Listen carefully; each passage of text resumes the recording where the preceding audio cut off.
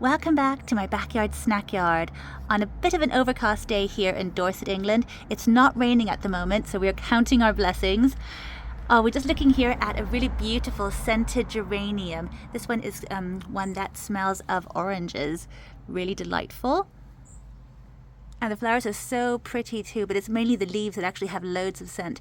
And you can also use them in cooking too, if you want to make something that smells or tastes of oranges. There are all sorts of different scented ones. So much fun. And they really do have a strong scent. Delightful. But I actually wanted to look over here at my little acid-loving corner where I have all my plants that need ericaceous compost. They're all potted up. So all the berry bushes, including these blueberries here. I just need to move this little guy out of the way. He's actually my newest one that I recently got, because he's called Blue Lemonade.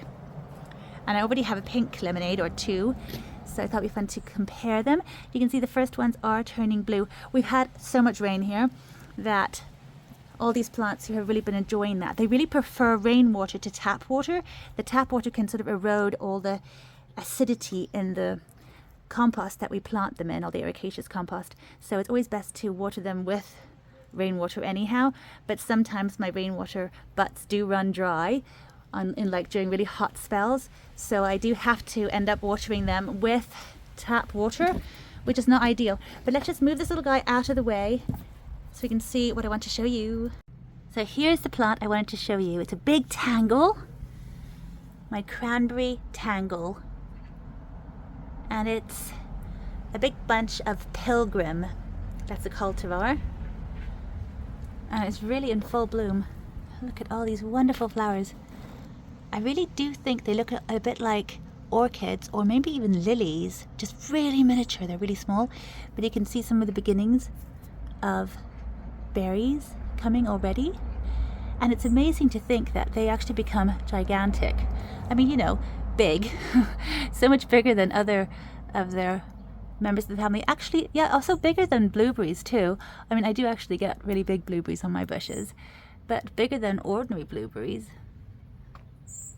And it looks like we could get a really good crop this year because all of the little branches are really pushing out lots of beautiful flowers.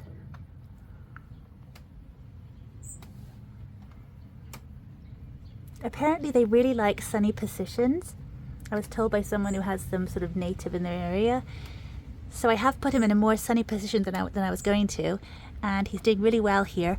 But I do have to continuously water him too, because these plants are bog plants. They don't like drying out, just like the blueberries and everyone else related to them. They really like staying quite wet, or at least moist, you know, not like rotting or sopping wet, but definitely not drying out.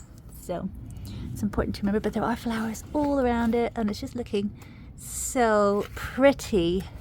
It's going to be so much fun. We're really going to have lots of cranberries for our Christmas dinner. Last year I picked the few we had and I mixed them in with lingonberries, because lingonberries are this sort of Scandinavian or European version that we get here naturally or natively, and they're smaller, but they have a slightly different taste. I think they taste a bit more wild as well. They're still really cute and red, and they just have that sort of, you know, tart flavor that goes really well with Christmas dinner. So I might not need to, well, I could still mix them up if I get a few lingonberries. I just tend to freeze down all the ones we pick and then make a big mix of them later on. These ones over here are ones I grew from seed last summer, and you can see how well they're doing. They overwintered in the greenhouse, even though they're quite hardy. They're just so young, and they have grown so much. This is not a flower from them, that's from over here. He's just a stray, but you can see they're putting on so much growth. Really loving life out here. I'll have to pot them on too. And I realized the ones I'd taken seeds from were one called Stevens. So hopefully they are true to their parentage, and hopefully this will taste slightly different to the Pilgrims. It's always fun to have different ones that taste slightly different, but you know, are still the same plant, same berry. It's looking so cute. I can't believe how much it's grown in a very short space of time. I guess they're really, really fast growers. And actually, if you look at the leaves, you can see they look identical.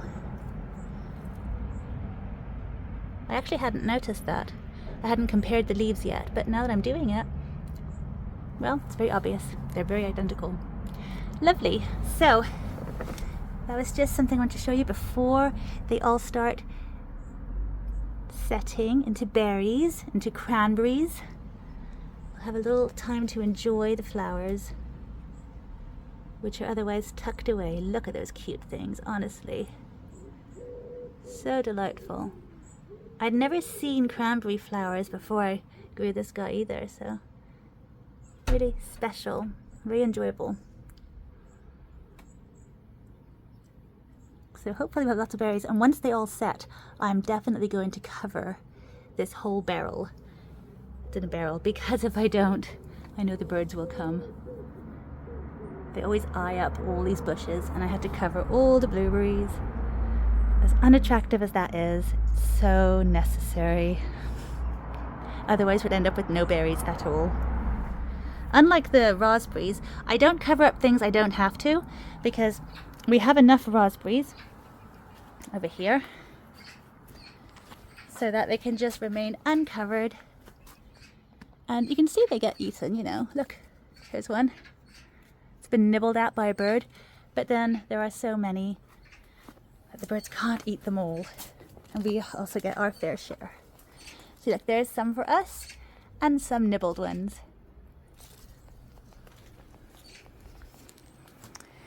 And that's just the way it is. So thank you for joining me. I'll see you next time. Bye for now.